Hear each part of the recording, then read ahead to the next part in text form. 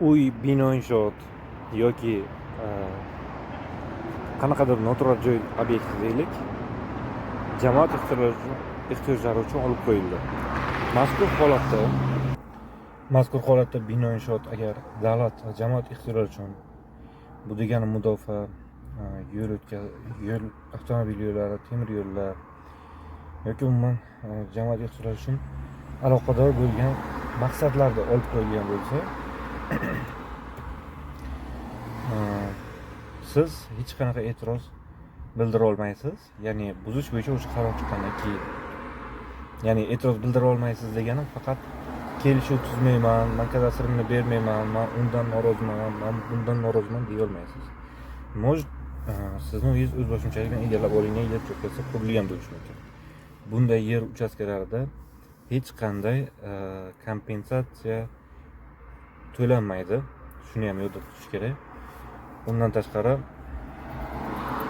faqatgina siz o'sha jamoat ehtiyojlarini olib qo'yish to'g'risidagi qaror yuzasidan nizolashishingiz mumkin. Kelishuv tuzmayman degan taqdiringizda ham sizda bunday huquq mavjud bo'lmaydi. Kelishuv tuzmayman degan huquq. Agar huquqingiz mavjud, endi bu narsa sudga da'vo topshiriladi, da'vo arzi topshiriladi. Tashabbuskor tomonidan tashabbuskor o'sha asoslovchi hujjatlarini jamoat ehtiyojlari uchun o'sha olib qo'yilishi kerak bo'lgan hujjatlarni taqdim qilgandan keyin siz baribir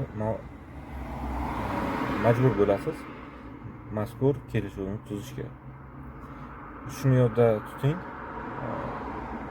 Siz kelishuv tuzmaslik bo'yicha hech nima qila olmaysiz. Faqatgina qilishingiz mumkin bo'lgan narx bo'yicha tafovut aniqlanadigan bo'lsa, o'zingiz ham mazkur obyektingizni baholatishingiz mumkin. Mazkur baholatish xulosalari hisoboti davlat aktivlari huzuridagi komissiyada ko'rib chiqiladi. Mazkur komissiyada ko'rib chiqilgandan keyin o'sha qaysi hisobot to'g'riligiga qarab yoki umuman Hadiza Sulaymonova nomidagi ekspertiza markaziga yoki частный ekspertiza markazlariga ham berishlaringiz mumkin bo'ladi. O'zi mana aytgan komissiya boshqa ekspertizalarga yuborib yoki berishingiz mumkin. Faqat kelishuv tuzmayman degan narsa bu noto'g'ri bo'ladi. Toki mana shu qaror yuzasidan nizolashmagan bo'lsangiz. Men bu narsani nega aytyapman? Chunki o'zim faoliyatimdan kelib chiqib, birinchi navbatda ko'p fuqarolar shu narsani tushunmaydi. Yo'q, men qilmayman, unday, bunday, men ishonmayman. Menga pulini berish kerak, pulini qo'ysin, men keyin kelishuv qilaman.